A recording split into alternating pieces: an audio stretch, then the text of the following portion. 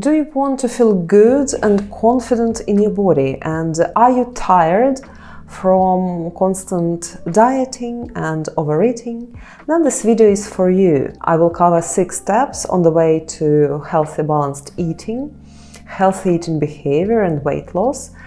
And of course, I will cover both psychological and physiological aspects of healthy nutrition because I'm Olga Onoshenko, PhD. I'm a certified psychotherapist and nutritionist, and this channel marries psychology and physiology. First of all, subscribe straight away and let's talk about healthy eating and healthy eating behavior. First of all, if you're watching this video, if you'd like to eat healthily, that's already an act of self-care. Well done. Now it's important to avoid extremes, harsh, strict dieting, perfectionism, and nutritional chaos, eating anything and everything, not controlling eating behavior at all, being on autopilot. So it's all about flexibility, attention to our bodies, trusting our bodies, and being mindful. Step 1. Establish supportive, flexible structure. It will look differently for different people. Most often for my clients, it includes 3 balanced meals, and if a person is active and gets hungry between meals, then 2 or 1 healthy snacks. Why it is important? Because our nervous system is calmer, feels more safety if we have a structure to rely on. Also, it's easier to self-regulate if we are fed rather than hungry. And finally, when we have a structure, we know better when we deviate from this structure, when we eat when we're not hungry, and what should be addressed. For example, if I know that I will soon have dinner, but still reach out for chocolate, and I know I'm not hungry, not that hungry. And if this happens regularly, systematically, I will know that I need to address it, because this is exactly when we gain weight. When we eat calorific foods in the moment, we do not need energy. And it's important that this structure is flexible. It doesn't mean you eat at the same time every day. You can shift your meals 1 hour later, 1 hour sooner. Sometimes a meal will not be balanced. For example, sometimes I go to a local coffee shop and have a cardamom nut, a very tasty one in the morning when I feel I need more sugar, more fast carbs. Yeah, some days I'm like that. But we still need a structure so that our nervous system feels safe. We are dysregulated and we are overeating normally when we don't feel safe. Step number 2, instead of avoiding certain foods, think about adding foods that we are normally lacking in our diet. Protein and fiber. Make sure you have enough protein and fiber with every meal. Protein from 1 gram to 1.8 grams, maybe more, per kilogram of body weight. If you're overweight, then your healthy weight. And 14 grams of fiber for every 1,000 calories of food. So for example, I eat 2,000 calories per day, so I need 28 grams of fiber. And you know what? It's really hard to achieve that goal, so you need to be really intentional. And chia seeds are very helpful in this situation. So it's not about strict control and rules, it's about creating favorable conditions for healthy eating. Protein is satiating and blood sugar stabilizing.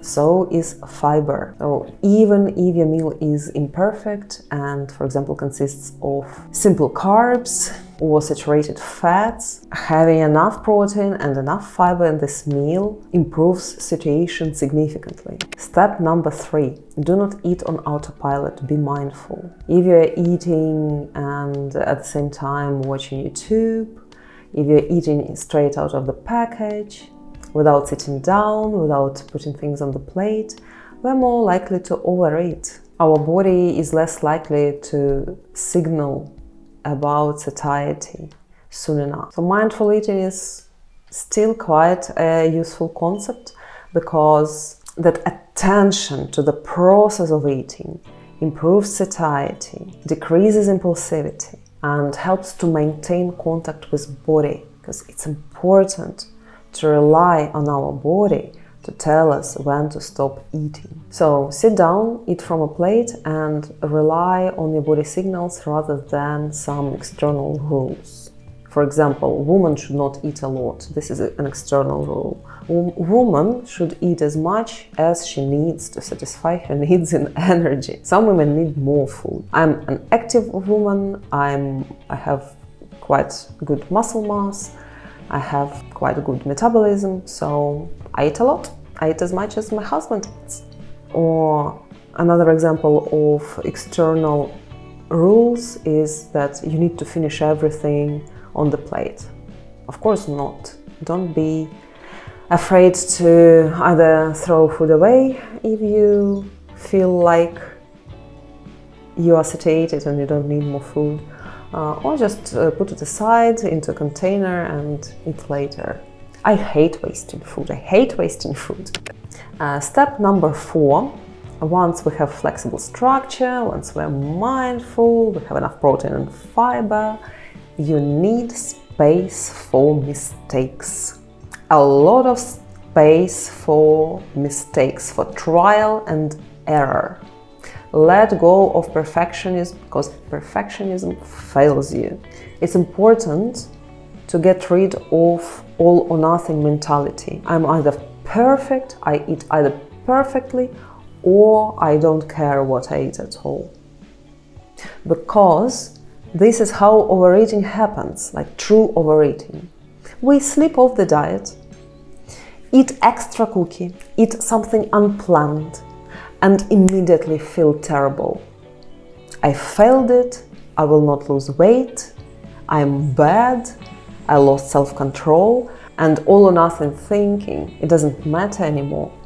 Once I made a mistake, the diet is ruined, I can as well eat everything else, because the diet is ruined now. And it can be this irrational thinking, or such painful emotion of, I'm a failure, that we need more food to suppress this emotion or to tolerate this emotion. Not tolerate, but to suppress or to numb this emotion, or to self-soothe, because that feeling of I failed it brings a lot of shame and guilt, and these feelings are so intense and they bring us so much threat and dysregulate us so much, then we need more food to soothe ourselves.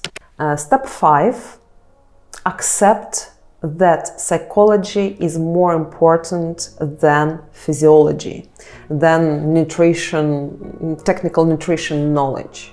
Because overeating, impulsivity, emotional eating are not signs of lack of willpower. This is an attempt to self-regulate. The food is our coping mechanism. And food is often a response to certain emotions such as boredom, anxiety, loneliness. It can be a substitute, sort of trying to satisfy our need in safety or control or recovery. So we're trying to feel safer or more in control with food instead of really taking care. Or we may eat when we're tired instead of going to bed. And very often also overeating is signaling about lack of acceptance of our body, perfectionism, self-criticism.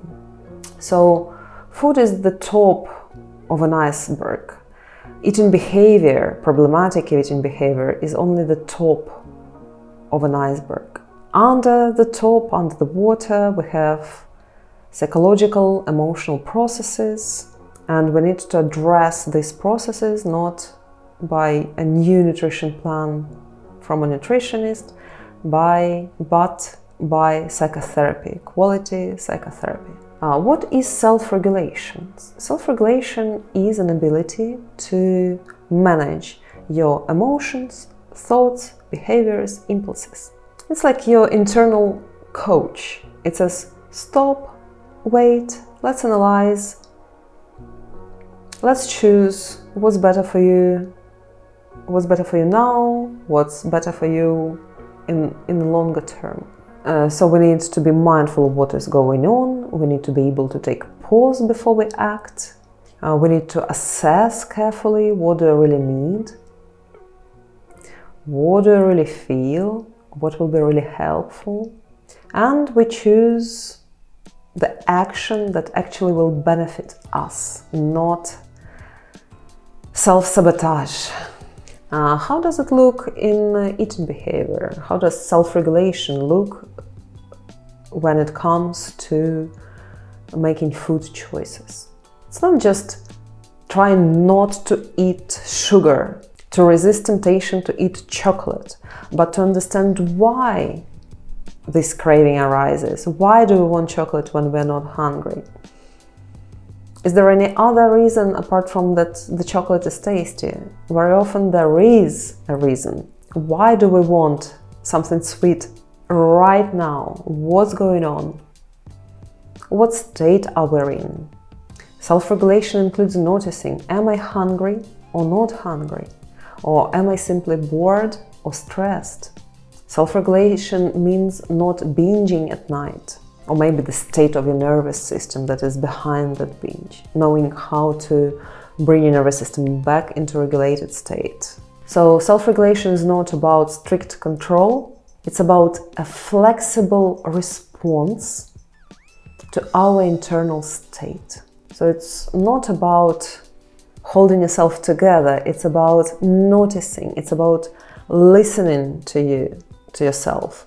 It's about attention to yourself, attending to your needs, taking care of yourself. So self-regulation is like a driver in traffic. Traffic is your emotions, stress, desires, and cravings. And other drivers are triggers. Some critical comment, useless meeting, or seeing someone's perfect body in stories in Instagram. And self-control is when you press brakes, into the floor all the time. Sometimes it works, and it works for some people, but more often it doesn't work, because if we constantly press brakes into the floor, the system breaks. The system wears out, we burn out. And self-regulation is following good navigation. Opening Google Maps and seeing, there is traffic, I will choose another road. So it's not about being a Schumacher driver.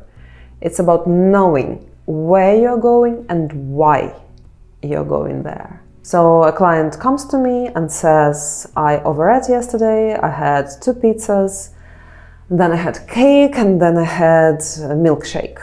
I will never lose weight, I do not have willpower. Like, wait, what was going on? What was going on that day? I worked for 12 hours. I had a conflict with my boss. I skipped lunch.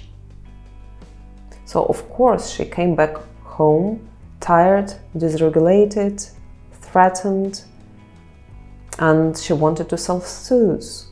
So, food was her coping mechanism. And she had zero energy to support herself. So in this case, overeating was just a method to self-soothe, to relieve pressure, and feel a little bit of pleasure after a tough day. And here you don't need a new diet, obviously. You don't need keto diet, you don't need intermittent fasting, you don't need calorie counting, you need regular meals. You need to recognize your emotions, and you need to meet your own needs instead of trying to satisfy these needs with food. All of the needs, food. And step 6, start with realistic actions. Instead of saying goodbye to sugar forever, say goodbye to sugar for a week. Or maybe say goodbye to only added sugars and not natural sugars. Actually, you don't need to say goodbye to natural sugars. When you start running, make sure that you're not running in zone 5 all the time. And this is what happens to novices when they start running. They get into zone 5 straight away and they spend 30 minutes in zone 5. And of course, they will never want to come back because they're exhausted. Start with walking, fasting for 16 hours. Maybe start with 12 hours fasts, if that's your thing, if fasting is your thing. And what if you eat mindfully once a day and not 3 times a day? So once a day without phone, 2 times a day with phone. That's already a good start. And if you struggle to do these simple steps, you need to develop self-efficacy and you need to get back that sense of agency. You need to know that you need to learn to trust yourself. You need to know that if you plan something, you will do it. You will not self-sabotage. This is all developed in therapy if you have lost that feeling. And it's important for the quality of life. It's important for achieving your goals. By the way, you can book your sessions via link below. You also can follow me on Instagram to see how I maintain healthy eating and regular physical activity from the point of self-care rather than strict self-control. Conclusions.